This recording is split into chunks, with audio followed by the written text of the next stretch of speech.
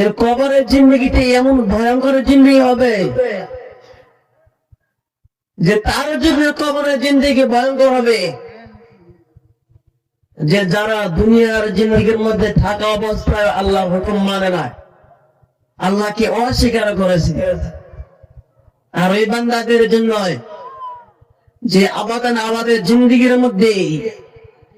যে অনন্ত কাল কোন হিসাব নাই, যে ওই দিনের কোন হিসাব নাই, যে কত লম্বা দিন হবে, যে কত লম্বা দিন হবে, কত লম্বা মাস হবে, কত লম্বা বছর হবে, এটা নিমিত নাই। আর ওই জিন্দগির মধ্যে আমি আপনি যখন চলে যাব, যে খালি হাতে যখন আমি আপনি কবরে চলে যাব, যে দুনিয়ার মধ্যে থেকে আল্লাহর হুকুম টুকুম করে কিচ্ছু মানলাম না,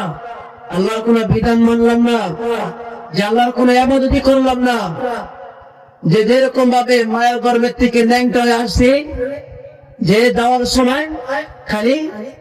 সাদা একটা কাপড়ে কাপড় পরে আমরা চলে যাবো।